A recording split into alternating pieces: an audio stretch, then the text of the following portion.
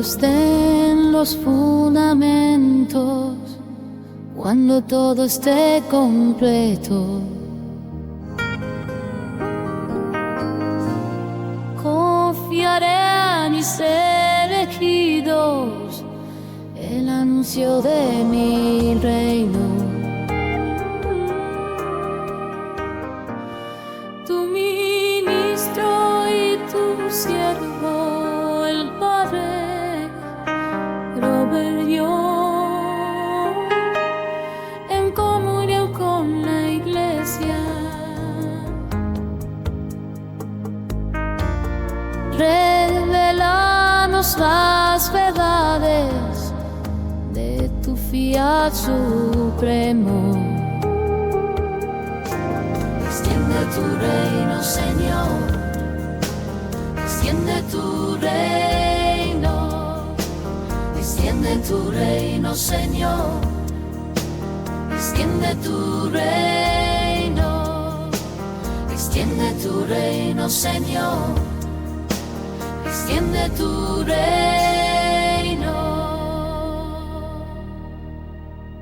Hola queridos amigos y bienvenidos a todos ustedes. Es una alegría estar con ustedes hoy mientras continuamos nuestra introducción a este gran milagro de los milagros, el mayor regalo que Dios ha dado a la humanidad, que es la restauración del reino de la voluntad de Dios, viniendo a la tierra como reina en el cielo. Por supuesto, solo a través de la vida, muerte y resurrección de Jesús y mediante la colaboración de nuestra Santísima Madre con Él. Por favor, únanse a mí mientras oramos para que Dios nos ilumine, inspire y continúe guiándonos hacia ese reino. En el nombre del Padre, del Hijo y del Espíritu Santo. Amén. Esta hermosa oración que me acaban de enviar llegó hoy de parte de una hermosa hermana, la hermana franciscana Mary Lawrence, allá en Nueva York, y esta es la oración. Te saludamos, Santa María, hija de Dios Padre. Te suplicamos que nos obtengas una devoción como la tuya a la dulcísima voluntad de Dios. Te saludamos, Virgen Madre de Dios Hijo, y te suplicamos que nos obtengas tal unión con el Sagrado Corazón de Jesús, que nuestros propios corazones ardan de amor por Dios y de un ferviente celo por la salvación de las almas. Te saludamos, Inmaculada Esposa de Dios, el Espíritu Santo, y te suplicamos que nos obtengas tal entrega de nosotros mismos al bendito Espíritu, que Él pueda en todo dirigir y gobernar nuestros corazones, y que nunca lo ofendamos en pensamiento, palabra u obra. Así que, voluntad divina de la Santísima Trinidad, te pedimos que vengas ahora y nos poseas, que te reveles a nosotros en toda tu grandeza y gloria. Ayúdanos a conocerte, para que podamos amarte, y al amarte, llegar a poseerte en la tierra, donde tu reino comienza a reinar aquí dentro de nosotros y entre nosotros, así como reina en el cielo por toda la eternidad. Ven, voluntad divina, piensa en nuestros pensamientos, escucha en nuestra escucha, habla en nuestro hablar, late en nuestros latidos, respira en nuestra respiración. Que cada pensamiento, palabra y acción que realicemos sea para el bien de todas las almas y la gloria del Padre Eterno, por Cristo nuestro Señor, y en el amor y la unidad del Espíritu Santo te lo pedimos. Amén. Nuestra Señora Reina de la Divina Voluntad, ayúdanos y ruega por nosotros. Amén. Bueno, gracias por acompañarnos. Siempre es un placer poder compartir con ustedes lo que es la mayor alegría de mi vida y el mayor regalo que Dios ha dado, como digo, a la humanidad desde la caída de Adán y Eva. Podrías decir, bueno, ¿acaso no es ese Jesús? Bueno, por supuesto que es Jesús, pero lo que Jesús vino a hacer, que no fue solo salvarnos, sino traer la restauración del reino de su Padre a la tierra, el reino de su voluntad, la voluntad de la Trinidad en la tierra. Eso no se ha completado y de eso se trata esto. Esto es hacer con Jesús lo que Él vino a hacer y continúa haciendo en la tierra hasta el fin de los tiempos, que es dar a conocer el reino. Ese tercer misterio luminoso, proclamar el reino. Eso es lo que hacemos en Radio María en cada momento de nuestras 24 horas al día, 7 días a la semana, pero también es, de una manera muy especial, de lo que trata este programa: proclamar el reino de la voluntad de Dios en la tierra como reina en el cielo. Y, ya sabes, Dios siempre hace sus cosas más grandes a través de los instrumentos más pequeños. Así es como Él obra. ¿Ha habido alguna vez un siervo de Dios más humilde y sencillo que nuestra Santísima Madre? Y sin embargo, mira lo que Dios hizo a través de ella. Ahora ella es reina del cielo y de la tierra. ¿Sabes? Al cooperar con las gracias que Dios le dio desde el principio de su concepción hasta su asunción, María ha ganado ese título. Y Dios, por supuesto, se lo ha concedido. Es Dios quien la coronó como reina, no fue ella quien se coronó a sí misma. Dios es quien hizo de ella lo que es, pero María tuvo que cooperar. Y si Dios pudo elegir un instrumento tan humilde y sencillo para hacer eso, entonces ciertamente puede usarnos a nosotros. Aunque hayamos sido concebidos en pecado original, Él puede redimirnos y santificarnos. Así que me alegra compartir hoy con ustedes esta gran noticia de proclamar el reino. Mateo 25, vengan, reciban el reino preparado para ustedes desde la fundación del mundo. ¿Por qué es desde la fundación del mundo? Porque el reino estaba allí, queridos amigos, en la fundación del mundo. Adán y Eva poseían perfectamente el reinado de la voluntad de Dios en sus almas y en el paraíso hasta la caída. En la caída, cuando usaron sus propias voluntades humanas apartadas de Dios, lo perdieron todo. Conocemos esa historia demasiado bien. Jesús vino a restaurarla, y no solo para hacernos posible entrar al cielo, el paraíso eterno, sino para permitirnos recuperar lo que Adán y Eva perdieron.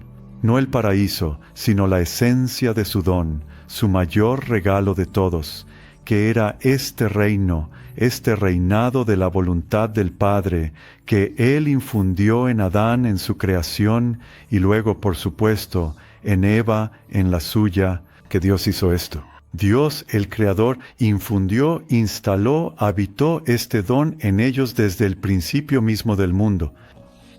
Y por eso, cuando Jesús dice, al final de los tiempos, en el juicio final, Él, Dios dirá, vengan, reciban el reino preparado para ustedes desde la fundación del mundo. No podían recibirlo plenamente hasta ahora, es decir, hasta el juicio final. Pero ahora podemos recibirlo mucho más plenamente que en el pasado, porque Dios nos ha dado a conocer ahora los medios, la ciencia, el conocimiento, la manera en que estamos llamados a vivirlo hoy. Y lo ha hecho a través de una pequeña mujer. Su nombre es Luisa Picarreta, murió en 1947, apenas con 82 años más o menos. Nació en 1865, así que hagan las cuentas. Así que Luisa es la pequeña hija de la divina voluntad, aquella a quien Dios ha llamado en su total abandono, en su pequeñez, en su nada, para ser el vaso, para ser aquella en quien Dios derramaría este conocimiento, y a través del conocimiento, el mismo don de su divina voluntad, reinando en ella tanto como esa persona humana pudiera absorber y vivir. Y ahora, a través de Luisa, dándolo a conocer a nosotros. Esto es revelación privada. No es escritura, no es revelación divina o lo que la Iglesia también llama revelación pública, que está compuesta por tres cosas que siempre debemos recordar: la Biblia, la doctrina, es decir, las enseñanzas de la Iglesia, y la tradición. Lo que hace la revelación privada, dice el Catecismo, es que nos permite en una época particular vivir esa revelación pública de manera más plena, más completa, más intensa, en un momento específico de la historia. Así que Dios ha reservado para ahora, en este momento de la historia, en el siglo XIX, XX, XXI, Luisa abarca los siglos XIX y XX. Pero ciertamente, ahora que esta espiritualidad, este modo de vida, se está dando a conocer cada vez más en la Iglesia, es cuando realmente están surgiendo las verdaderas generaciones de quienes vienen a vivir esta vida. Dios ha elegido este momento. No preguntes por qué. Esa es su divina providencia, pero Él sí da una respuesta. Él dice, la única razón es que las cosas se han puesto tan mal, han llegado a un punto tan bajo, que ahora voy a conceder mi mayor misericordia. Donde el pecado y el mal abundan, la gracia de Dios abunda aún más. Este es el acto más grande de la misericordia de Dios desde la caída de Adán y Eva. Y podrías decir, bueno, ciertamente eso es la vida, muerte y resurrección de Jesús. Absolutamente, pero ¿cuál fue el objetivo final de la vida, muerte y resurrección de Jesús? Es la restauración del reino. No simplemente para que atravesemos esta vida con dificultad y suframos, y luego pasemos por las puertas de la muerte hacia el cielo, aunque eso, con suerte, sucederá. Pero más importante aún, Jesús no vino, como dijo uno de mis predicadores bautistas favoritos en la década de 1940, Jesús no vino a proclamar un reino al que entraríamos cuando muriéramos. Jesús vino a proclamar un reino al que entramos mientras estamos en la tierra. Y hay una prueba muy clara de eso, y es la única oración que Él nos enseñó. Padre, venga tu reino, hágase tu voluntad, en la tierra como en el cielo. No cuando lleguemos al cielo, sino que se haga en la tierra como se hace en el cielo. Y si Jesús oró por ello, hermanos y hermanas, tiene que suceder. No hay ninguna oración de Jesús que pueda quedar sin respuesta. Es una oración a su Padre para que la voluntad del Padre reine en la tierra como en el cielo, tanto como sea posible antes del fin de los tiempos, cuando, por supuesto, será perfeccionada. Llegará a su perfección en el regreso del propio Jesús, quien es el reino en persona. Y así es como el Papa Benedicto describe a Jesús. Jesús es el reinado de la voluntad del Padre en la humanidad, en una persona humana, en su persona divina y humana. Así que eso es lo que queremos, cosechar en cierto sentido la plenitud de la gracia que Jesús vino a darnos. María la tuvo en el momento de su concepción. Nosotros tenemos que trabajar para conseguirla. Tenemos que estudiarla. Tenemos que sacrificarnos por ella, morir por ella y vivir para ella. No la ganamos, pero tenemos que cooperar con ella. María lo hizo perfectamente, pero tuvo una gran ayuda al inicio de su existencia, que fue ser concebida inmaculadamente. Nosotros no tenemos esa ayuda, pero la ayuda que sí tenemos son los escritos de Luisa Picarreta. 36 volúmenes, una de las obras más largas, si no la más larga, de cualquier santo en la Iglesia.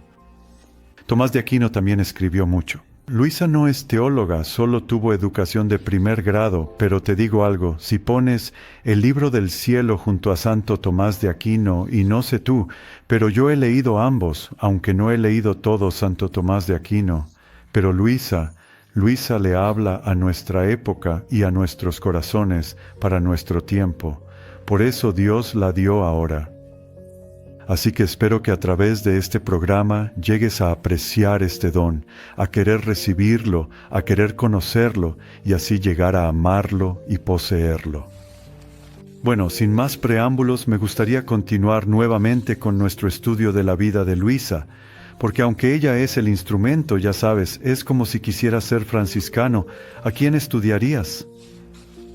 San Francisco, Santa Clara, los grandes santos franciscanos.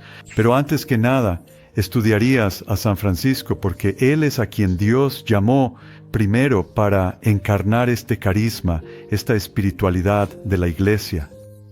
Así que si vas a seguir a San Francisco como miembro de la primera orden, como la llamamos, la orden de los hombres, los pequeños, hermanos de San Francisco, los pequeños frailes que conforman esa primera orden, entonces tienes que estudiar a San Francisco. Si quisieras ser una Clarisas, estudiarías la vida de Santa Clara, probablemente también la de San Francisco, pero sobre todo la de Santa Clara. Si quisieras ser dominico, la vida de quién estudiarías, Santo Domingo.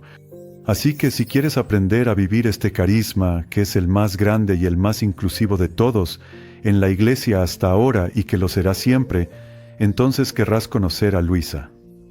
No para imitar su vida, así como, ya sabes, nosotros los franciscanos no imitamos la vida de San Francisco.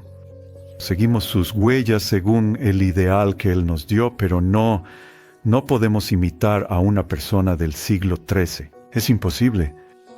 Pero lo que sí podemos hacer es imitar a Jesús, por supuesto, a nuestra manera, en nuestro tiempo, pero a otra persona humana, no. Tratamos de seguirlos. Tratamos así de aprender sus virtudes, de ponerlas en práctica, pero no imitamos a otra persona. Bueno, tampoco imitamos a Luisa Picarreta. Luisa fue un alma muy especial, con gracias increíbles que tú y yo nunca tendremos, para ser un alma víctima. ¿Por qué? Porque su misión fue única, irrepetible, nunca se repetirá. Así como cada uno de nosotros es único, irrepetible, nunca se repetirá. Así que tenemos que aprender nuestro propio camino, queridos amigos. Sabes, cuando entré a los franciscanos, recuerdo que, con mi naturaleza un poco rebelde a veces, dije, sabes, escuché tanto sobre San Francisco que en un momento me exasperé y le dije a mi director de formación, sabes, nunca seré lo suficientemente bueno para ser San Francisco. No puedo ser San Francisco. Tengo que ser yo mismo en el espíritu de San Francisco, pero sobre todo tratando de seguir a Jesús según mi propia luz, según la inspiración que Dios me ha dado de manera única. Y por eso yo simplemente nunca pude aceptar eso, ¿sabes? ¿Cómo le llaman a eso? Ese tipo de molde, ya sabes, esa manera de etiquetar a las personas. Y por esa razón siempre sentí que el hábito era, ya sabes, es una prenda medieval, por el amor de Dios.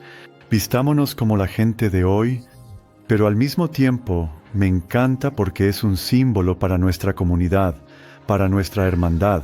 Pero, ya sabes, cada uno de nosotros es único, y Dios llama a cada uno a vivir su vocación de una manera que nunca se repetirá. Eso es cierto para Luisa, es cierto para nosotros, pero tenemos mucho que aprender de su vida porque a través de su vida y de sus inspiraciones, la gracia le ha sido dada durante toda su vida. Quiero decir, ella comenzó realmente desde muy pequeña a recibir gracias extraordinarias y locuciones. Y creo que la primera vez que escuchó a Jesús hablar fue cuando tenía 6 años, ya sabes, hablándole directamente al corazón durante la Sagrada Comunión. Pero incluso antes de eso, ella ya se mostraba como una niña marcada por Dios para una vocación especial. Pero lo que queremos hacer es aprender de su vida cómo podemos aplicar los principios que ella aprendió, los principios de vivir en la voluntad divina y luego ponerlos en práctica en nuestra manera particular e irrepetible. Eso nunca se repetirá. Los actos que Dios creó para que tú realices en su voluntad, ninguna otra persona humana los hará jamás ni podrá hacerlos. ¿Por qué? Porque tú no serás repetido. Y por lo tanto, esos actos que realizamos en la tierra se vuelven tan esenciales, tan importantes, tan críticos y un regalo tan grande que Dios nos da en el tiempo, que no queremos perdernos ninguna de estas oportunidades, ningún potencial divino en nuestra humanidad para vivir este modo de vida. Así que la última vez estábamos hablando de cómo Luisa tenía una relación especialmente hermosa, especialmente instruida, enseñada y formada por María, nuestra Santísima Madre. De hecho, hubo un mes de mayo en el que María venía a ver a Luisa todos los días, se sentaba en su cama y le enseñaba una lección sobre la vida de María y cómo ella vivió en la voluntad de Dios en ese reino de manera tan perfecta. Así, Luisa pudo registrarlo en un libro muy hermoso llamado La Virgen María en el Reino de la Divina Voluntad. Es como un diario, pero en realidad es una enseñanza de la propia María Luisa sobre cómo vivir de esta manera. Así que, después de que San Aníbal de Francia murió, Luisa tuvo poco después otro confesor que fue designado, y su nombre era Don Benedetto Calvi. Él, al hablar con Luisa, al escucharla, y Luisa tenía, un encanto especial en su persona. Cuando ella hablaba de la voluntad divina, estas personas simplemente no podías no creerle, no podías apartarte de ello, no podías distanciarte de eso. tanto así que tenía grupos de sacerdotes que venían y se paraban alrededor de su cama mientras ella les enseñaba. Bueno, don Benedetto Calvi fue sin duda uno de ellos que vino a aprender sobre esto. Así que él comenzó a publicar nuevas ediciones de los escritos de Luisa. Recuerden, San Hannibal, antes de morir, publicó 19 volúmenes con el imprimatur del obispo. Él publicó las Horas de la Pasión. Ahora, don Benedetto Calvi también publicará el libro de la Virgen María, así como nuevas ediciones de la Divina Voluntad y las Horas de la Pasión.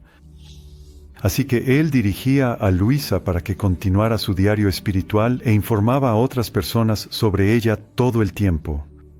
A principios de la década de 1930, recuerden, Luisa muere en 1947, así que ella ya empezaba a tener una edad avanzada, estaría en sus últimos 60 años. Así que, a principios de los años 30, una mujer de Turín llamada María de Regibus le pidió a don Calvi que enviara a un conocido erudito benedictino alemán, el padre Ludwig Beta, o Beta Luke Ludwig, una copia del Tratado sobre la Divina Voluntad y de las Horas de la Pasión. Este hombre era un gran estudioso de los estigmas. Supuestamente estaba escribiendo la obra definitiva sobre cualquier persona que hubiera recibido las heridas físicas de Cristo. Y así, él estaba escribiendo esta obra, un teólogo muy conocido que vivía en un monasterio benedictino en Alemania. Así que el padre Calvi le envió las obras que le habían solicitado. El padre Beta ya había publicado numerosos libros sobre la santificación de los débiles, que alcanzaron las 48,000 copias. Incluso en esa época, eso era una gran cantidad de libros, en 4 idiomas diferentes. Cuando comenzó a leer los escritos de Luisa por primera vez, el padre Beta quedó tan absorto y tan impresionado, que quiso dejar de lado todo lo demás que estaba haciendo. Solo 2 meses después de leer el Tratado sobre la Divina Voluntad, el padre Beta escribió a don Calvi, el confesor de Luisa, pidiendo permiso para traducirlo al alemán, llamando al tratado el más grande que jamás se haya escrito sobre este tema. Es decir, cualquier cosa escrita sobre la voluntad de Dios, él dijo que este era el mayor que existía en la tierra. 6 meses después de su primera lectura de los escritos de Luisa, el padre Beta dejó de lado otros trabajos para dedicarse principalmente a esta enseñanza.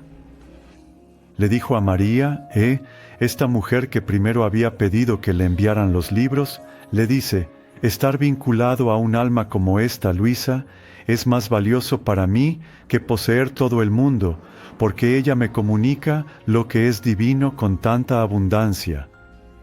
He dejado de lado mi gran obra sobre los estigmatizados y hablando humanamente, no creo que se publique ya. Aunque el editor quiere publicar mi obra, no he podido convencerme de dejar de lado el reino de la divina voluntad. Me parece que Dios quiso ponerme a prueba para ver cuál preferiría. Pero el reino de la divina voluntad está por encima de todo lo demás. Permanezco fiel a la obra a la que me he consagrado, incluso con un voto. Este es un hombre apenas 6 meses después de comenzar a leer la obra de Luisa. Ese es el tremendo impacto que tuvo en él. Sin duda, un alma preparada por Dios desde la fundación del mundo, desde toda la eternidad, para recibir el don, porque él estaba tan dispuesto a ello. Ojalá yo hubiera estado tan preparado que después de 6 meses pudiera hacer un voto de no dejarlo nunca, pero a mí me tomó bastante más tiempo. Quizá algunos de ustedes, estoy seguro de que algunos han sido mucho más rápidos aprendiendo que yo, y tal vez más preparados, más dispuestos a las gracias necesarias para este don, pero ciertamente este sacerdote, el padre Ludwig Beta, estaba muy bien preparado por todo su estudio. Y el estudio ayuda porque el estudio prepara la tierra para recibir la semilla. ¿Ven? No se trata de un conocimiento intelectual, pero Dios obra a través de nuestro intelecto para llegar a nuestra voluntad, para alcanzar nuestro deseo y nuestro amor. Así que Él, cuanto más formado y preparado esté el intelecto, mejor, al menos para algunos. Para otros parece que, como Luisa, mientras menos preparación, mejor, porque Dios puede obrar más directamente con menos interferencia o menos prejuicio que tal vez alguien como yo, que también había estudiado mucho sobre espiritualidad. Además del tratado sobre la divina voluntad, el padre Beta se lanzó a traducir Las Horas de la Pasión, una gran obra devocional sobre las 24 horas de Jesús. En una carta a Luisa, le contó que había trabajado en las horas cada mañana y cada tarde, e incluso por la noche, sin interrupción, con la excepción de los domingos. Ahora bien, este es un hombre que realmente se entregó por completo a este trabajo después de solo 6 meses, dejando todo lo demás de lado. Esto simplemente muestra el poder que estas palabras de Dios contienen. No es la palabra, pero ciertamente es una palabra que Dios ha dirigido a la humanidad. El padre Beta publicó 2 ediciones alemanas de Las Horas de la Pasión, una en 1936 y otra en el 37, para un total de 55,000 ejemplares. Hermanos y hermanas, esos son muchos libros, son muchísimos ejemplares de Las Horas de la Pasión. También publicó 2 ediciones del Tratado sobre la Divina Voluntad, que contenía algunos pasajes seleccionados de los diarios de Luisa, para un total de 50,000 ejemplares. Como resultado de estas 2 publicaciones, el padre Beta recibió solicitudes para traducir los escritos de Luisa al inglés, polaco y francés. Para el padre Ludwig y el padre de Francia, quien ya no está, la fuerza impulsora detrás de sus esfuerzos por publicar los escritos de Luisa fue el fruto que obtuvieron de su propio estudio y práctica de las enseñanzas de la divina voluntad. Es un punto muy importante. Es como, ¿qué dice San Pablo? La caridad, el amor nos impulsa. O cuando Jesús va al desierto para ser tentado, el Espíritu Santo lo impulsó. Una vez que este don penetra en nuestros corazones, en nuestro intelecto, en nuestra memoria, y permanece con nosotros, y comenzamos a experimentar los frutos de ello, la luz que contiene, es el propio don el que impulsa a la persona, el que lleva a uno a darlo a conocer. De la misma manera que lo hace el Evangelio. Cuando escuchas el Evangelio, debería cambiarnos de tal manera que nos impulse a seguir adelante. ¿Sabes? Escuchamos esto tan a menudo, y de manera tan hermosa, de parte del Papa Francisco, en la misa de clausura de la Jornada Mundial de la Juventud. Él les dice a los jóvenes, ahora vayan. Él dice, vinieron aquí como discípulos, pero deben irse como misioneros. Vienen como peregrinos y estudiantes, pero ahora salgan y vayan como misioneros. Lleven la palabra de Dios a todos los que encuentren. Y él dice, no solo a algunos. Dijo, no hay límites sobre a quién proclamas el Evangelio.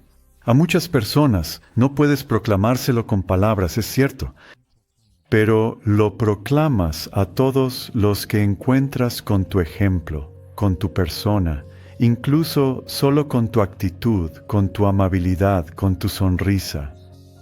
Así que Él quiere que llevemos, Él dice, sean misioneros en todas partes y con todos, y no tengan miedo. Así que este es el mensaje que dejó a los jóvenes, y ciertamente es el mensaje para nosotros. Pero el punto es este: cuando recibes el don en sí mismo, por su naturaleza, esa luz tiene que brillar y no quiere ser escondida bajo un celemín. Como dijo de Luisa, si intentan, ya sabes, detener esa luz, simplemente buscará otro camino, superará cualquier impedimento que haya, y podemos verlo a lo largo de la historia de su vida y después, que cuando se presentan obstáculos, Dios encuentra la manera de seguir sacando a la luz este don y de darlo a conocer. Así que el padre Beta le escribió a Luisa y le dijo, el reino de la divina voluntad me ocupa día y noche, es lo más importante en mi vida. Nada más importaba en ese momento, y me gustaría que esta divina voluntad fuera mi propia vida. Cuanto más profundamente penetramos, dijo, en este tratado, es decir, sus escritos, más descubrimos lo divino que nos absorbe, penetra de manera tan suave y dulce que seguirlo y vivirlo lo es todo. ¿Lo ves? Cuando has descubierto esa perla de gran valor, cuando has encontrado el tesoro escondido en el campo, realmente ya no te queda mucha elección. Quiero decir, sigues siendo libre, por supuesto, pero ese tesoro se vuelve tan valioso para ti que estás dispuesto a vender todo lo demás. Se convierte en tu todo, en tu Dios, si lo quieres ver así. Y eso es lo que Él quiere, queridos amigos. Él lo quiere, por supuesto, a través de este conocimiento del don de la divina voluntad, pero lo quiere para todos nosotros. Como cristianos, lo sepamos o no, aunque solo conozcamos la Escritura, aún se nos da ese tesoro precioso que Él quiere que demos a conocer. Entre 1926 y 1938, gracias a los esfuerzos del padre Ludwig y de San Aníbal, decenas de miles de personas conocieron por primera vez los escritos de Luisa. En sus escritos, San Aníbal y el padre Beda reconocieron ambos. No solo una gran enseñanza, no solo esta sublime doctrina y ciencia, sino una invitación pública a la Iglesia y al mundo. Don Benedetto Calvi, su último confesor, también apoyó firmemente los planes del padre Aníbal para una difusión masiva de los escritos de Luisa. ¿Ves cómo obra Dios? Él puso a la persona adecuada en el momento adecuado. Aníbal había cumplido su labor. Era el momento de que él regresara a casa y Dios trae a otro hombre que continuará la misión de San Aníbal y trabajará arduamente para darla a conocer. Pero como sacerdote diocesano, tenía medios limitados para dedicar a la publicación de un libro. Así que cuando San Aníbal murió, la realización de sus planes para los escritos de Luisa dependía de su congregación, y esa es San Aníbal, quien había fundado a los rogacionistas. Fundada para orar por las vocaciones en la orden de hombres, sacerdotes. Luego, su sucesor, después de su muerte, cuyo nombre es el padre Vitale, de Sicilia, al no estar familiarizado con los escritos de Luisa, se sintió incómodo promoviendo estos escritos a través de la orden de los rogacionistas y sus otras órdenes de monjas, pero demostró que no se tomaba a la ligera el deseo del fundador, es decir, no lo hacía. Él intentaba hacer lo que San Aníbal quería. En conjunto con el arzobispo de Franci, envió los escritos de Luisa a un teólogo muy respetado y amigo de los rogacionistas, cuyo nombre era padre Domenico Franci, OFM, Orden Franciscana de Frailes Menores, enseñando en la escuela franciscana, el Instituto de Estudios Superiores para Franciscanos llamado el Antonianum en Roma. Así que era un teólogo muy respetado en ese momento. Quiero decir, si tienes un problema especial relacionado con cuestiones médicas, lo vas a enviar a un médico. Si se trata de asuntos espirituales, lo vas a enviar a una persona altamente espiritual y teológica. En una de sus cartas, el padre de Franciscán describió al padre Franci como un santo misionero franciscano, también médico, ya que él mismo había estudiado medicina con la intención de ir a las misiones entre los infieles. Quería ser médico para poder ayudar a la gente en países paganos. Además de ser cirujano y profesor de fisiología y medicina misionera, el padre Franci era miembro honorario de la Pontificia Academia de Misiones en Roma y también investigador para la Congregación de las Causas de los Santos. Es decir, este es un hombre con una posición muy alta, respetado en la jerarquía de la Iglesia. En 1931, el P. Franci respondió al P. Vitale con su evaluación de las selecciones de los escritos de Luisa que el P. Aníbal había publicado poco antes de su muerte. Así que él entregó su informe. Le pidieron al P. Franci que realizara esta evaluación, y así lo hizo. Pero antes de dar su veredicto, el P. Franci le dijo al P. Vitale, no solo había estudiado a fondo los escritos, sino que también había pedido a otros teólogos competentes que los revisaran, e incluso había ido a visitar a Luisa en persona para formarse una mejor opinión. Ahora escuchen lo que este doctor y teólogo tan respetado tenía que decir. Dijo que, en realidad, si alguien no tuviera el tiempo ni el deseo de leer sus volúmenes, bastaría con echar un vistazo al índice. Para ver cómo un alma, llamada por Dios a la perfección, recorre gradualmente los caminos del desapego, la humillación, las tentaciones y las pruebas.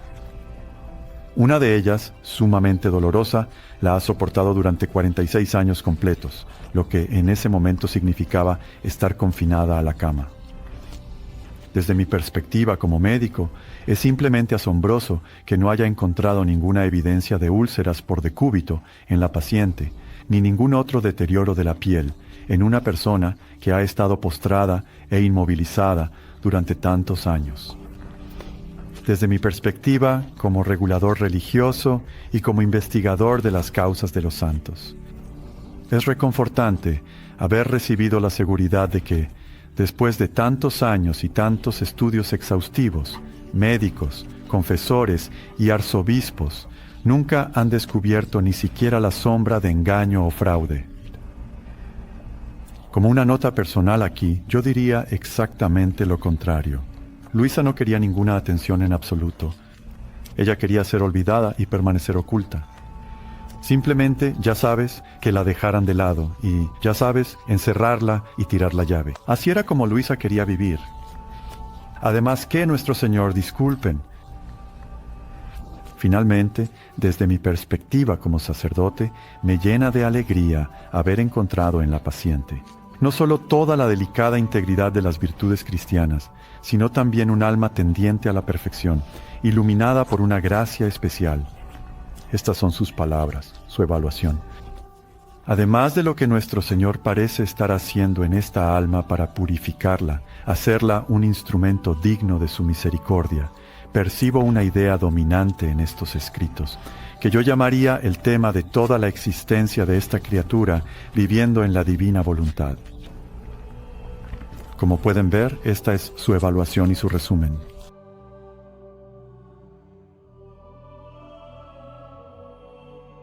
No hay un regalo más grande, que ese pan de los ángeles, la sagrada Eucaristía que Dios nos ha dado, el cuerpo, la sangre, el alma y la divinidad de Jesús. Pero incluso la Eucaristía tiene una fuente, y esa fuente es la voluntad de Dios, porque la voluntad de Dios es el origen de todo. No hay nada que exista que no haya sido traído a la existencia por la voluntad de Dios, incluso dentro de Dios mismo. Así que el Padre genera al Hijo desde su voluntad divina, porque lo quiere desde toda la eternidad. Juntos generan al Espíritu Santo a través de esa misma voluntad divina, que luego el Espíritu Santo recibe y posee, y después devuelve todo al Padre en el círculo perfecto de amor que es la vida divina, la Santísima Trinidad.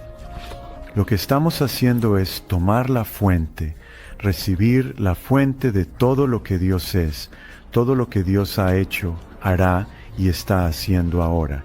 Y bueno, lo tomamos como un don de Dios. Lo recibimos. ¿Sabes? Recuerda que recibiste a la Santísima Trinidad en el bautismo, así que eso significa que recibiste la voluntad de Dios confirmada en la confirmación, alimentada en la Eucaristía. Así que la tomamos y la ponemos en acción. Unimos lo que estamos haciendo con esa voluntad de Dios, la fuente de todo lo demás, y dejamos que esa voluntad de Dios entre en nosotros para hacer lo que quiera hacer. Y decimos: está bien, voluntad de Dios, te entrego mi libertad, este acto ahora mismo de mi voluntad humana para que lo uses y logres lo que quieras. Produce los frutos, los efectos, las bendiciones, las gracias que quieras dar. Eso te lo dejo a ti. Yo no lo sé, no tengo que saberlo. Todo lo que sé es que quiero que mi voluntad sea una con la tuya. De nuevo, lo que el Papa Benedicto XVI llama la comunión de voluntades. Esa es la fuente de todo, hermanos y hermanas. Ahí es donde y cómo el reino viene a reinar en la tierra como reina en el cielo. Ahora, después de hablar mucho sobre Luisa, siempre siento que, probablemente ustedes se sientan como yo. Me gustaría escuchar más sobre ella, sobre los propios escritos. Ahora sí que me has abierto el apetito. Déjenme escuchar algo que escribió Luisa. Así que eso es exactamente lo que voy a compartir con ustedes ahora, de uno de sus pasajes. Este pasaje, de hecho, está tomado de la misma época de la que hemos estado hablando, y por eso lo he elegido, porque es de 1927.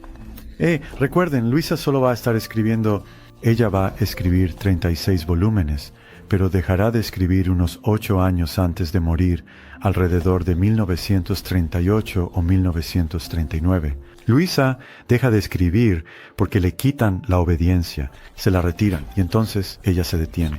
Así que esto es unos 10 u 11 años antes de que eso ocurriera. Así que este pasaje está tomado. Recuerden, es un diario, así que Luisa escribe la fecha en la que el diario fue escrito. Así que, pero ella a menudo escribe sobre algo que sucedió el día anterior, la noche anterior, e incluso a veces retrocede más en el tiempo. Pero la fecha de esta entrada del diario es el 26 de julio de 1927. Voy a leer solo algunas partes. Es una entrada bastante larga, pero la razón por la que me pareció interesante es por el Evangelio de hoy. Estamos conmemorando a San Pedro Crisólogo. Y el Evangelio de la misa de hoy es del capítulo 13 de Mateo, donde Jesús despide a la multitud, y como suele hacer, tiene una conversación y enseñanza privada más íntima para sus apóstoles, aquellos que estaban más cerca de él. Y así, cuando se acercan a él, muy a menudo le hacen preguntas. Ese es el modo en que los estudiantes, los discípulos de un rabino aprendían. Hacían preguntas. El rabino respondía. Esa es una técnica muy apreciada. Es la misma técnica que los teólogos medievales usaban en sus escritos. Planteaban una pregunta y luego respondían a la pregunta. Es la manera en que a muchos maestros les gusta enseñar, incluyéndome a mí. Me encantan las preguntas porque así se convierte en un diálogo. Se convierte en una interacción con otra persona y su pregunta, sus ideas, y entonces tienes una dinámica en marcha en lugar de que alguien simplemente te dé información. Así que todo esto, entonces le habían hecho una pregunta a Jesús. Esta vez era sobre, como escuchamos hace poco, la parábola que generalmente se llama la del trigo y la cizaña, el trigo y las malas hierbas. Y Jesús dice que crecen juntos.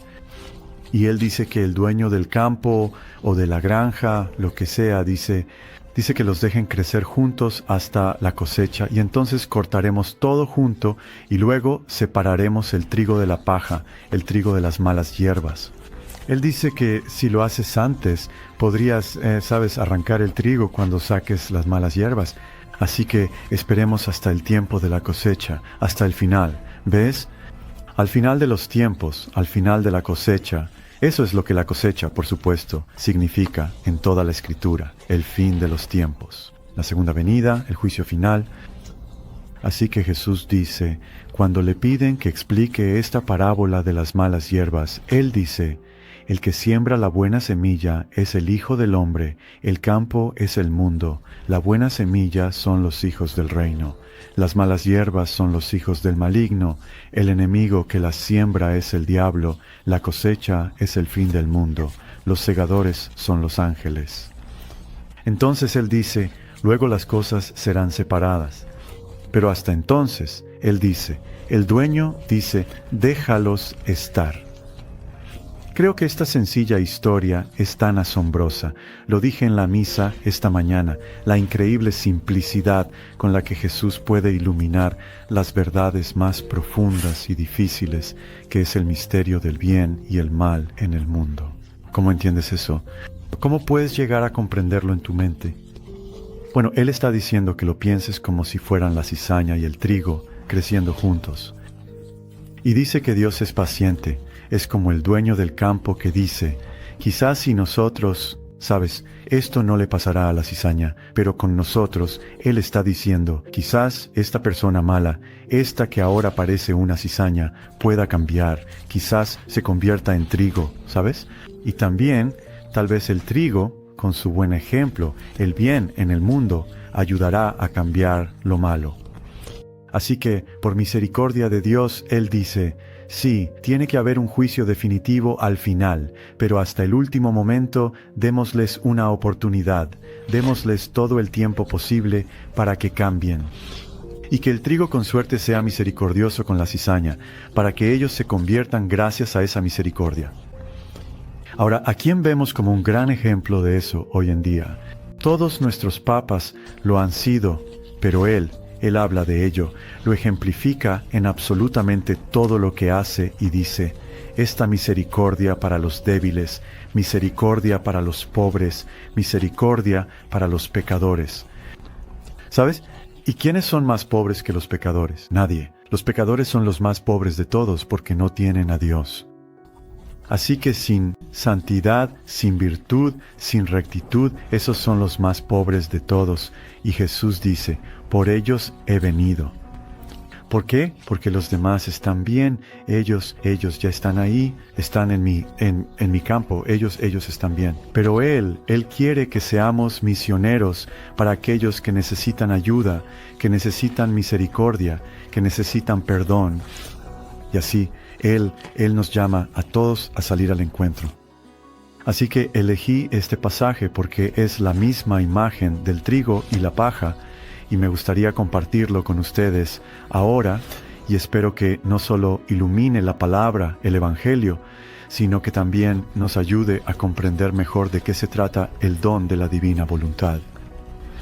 Así que Jesús le dice a Luisa, esto es nuevamente en 1927, hija mía, todas las acciones humanas, ya sea que trabajes, comas, duermas, sufras, los encuentros con otros, algunos dolorosos, otros alegres, no son más que paja.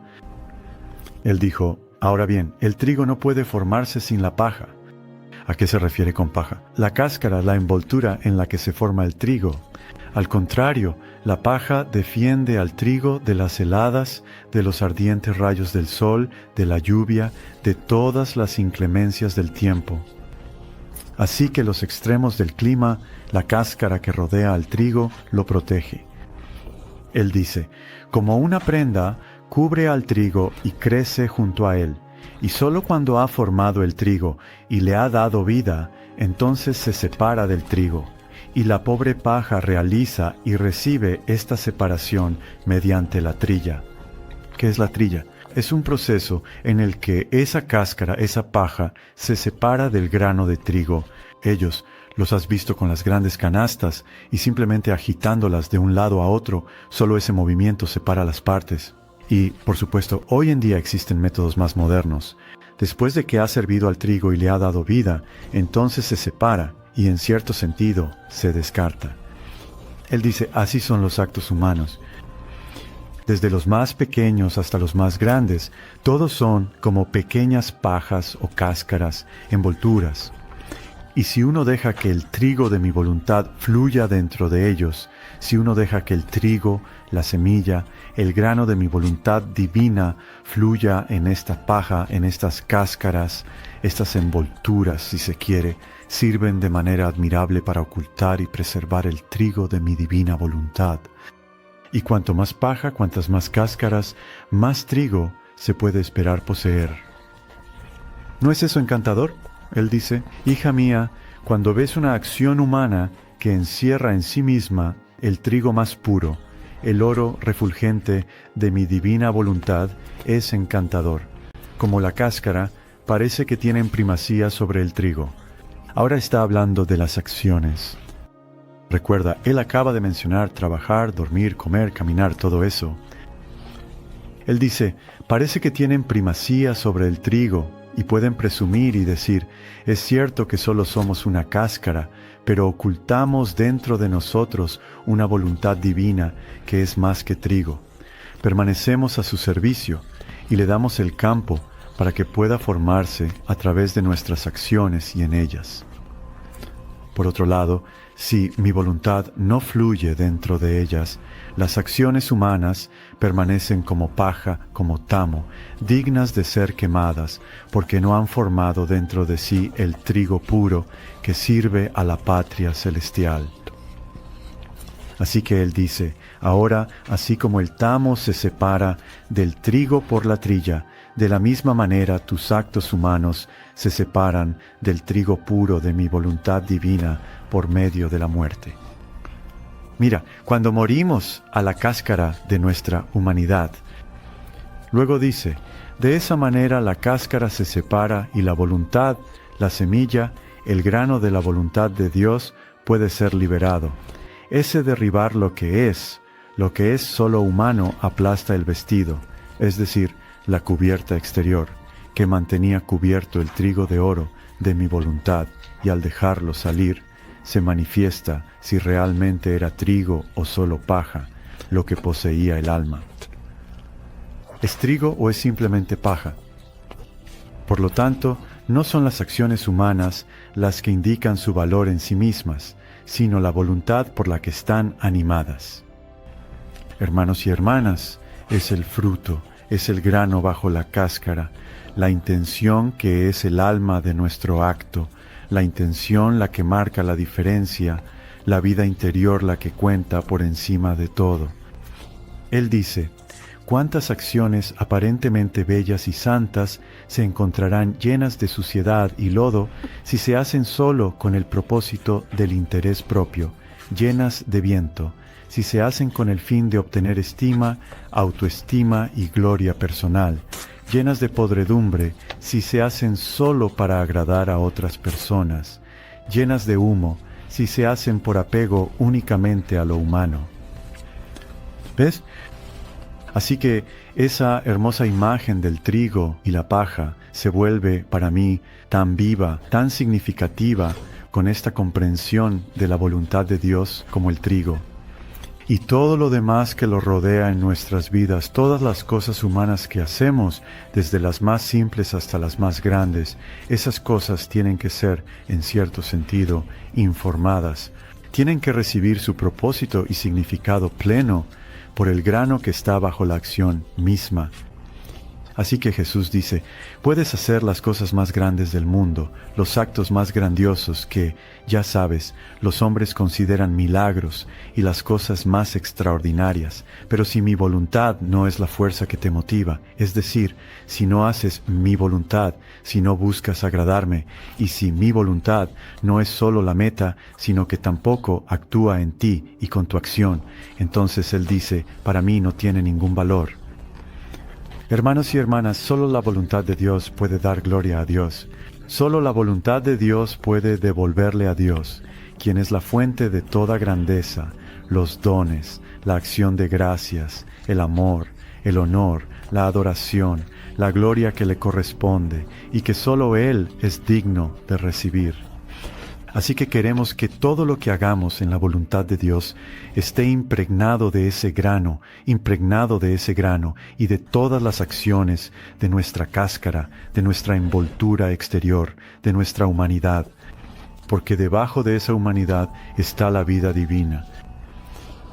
Hermanos y hermanas, eso es lo que Jesús vino a mostrarnos. Y que a través de esa voluntad divina, reinando en nuestra humanidad, nos convertimos en Jesús encarnado nuevamente en el mundo a través de su iglesia. No, por supuesto, como Él fue, sino que nos encarnamos místicamente como el cuerpo y la sangre de Cristo. Como dice Teresa de Ávila, Cristo no tiene ahora otro cuerpo sino el tuyo. Y así, a través de nosotros, la voluntad divina quiere tener su día y quiere tener su camino. ¿Se lo permitirás? ¿Darás tu fiat? ¿Dirás sí a todo lo que Dios quiera hacer en tu vida, sin condición ni vacilación? Bueno, es una tarea difícil, ¿verdad? En la iglesia eso es precisamente lo que llamamos la santa obediencia. Y así, esa muerte a nosotros mismos de la que habla Jesús libera el grano de trigo, el grano dorado de la voluntad divina, de la cáscara humana de nuestras acciones. Y eso sucede, en última instancia, a través de la muerte. En última instancia, de nuevo, en nuestra muerte física, pero también a través de la muerte espiritual, a nuestra voluntad humana en cada momento de cada día. Que Dios y nuestra Santísima Madre nos concedan la gracia de vivir y morir en su voluntad. Bueno, que Dios los bendiga ahora, que los mantenga en ese cielo de su voluntad, que venga a llover y que la tierra fértil de su humanidad reciba esa lluvia. Que Dios esté siempre allí y que ustedes siempre estén con Él en el cielo de su voluntad, el Padre, el Hijo y el Espíritu Santo. Amén. Anunciando el reino,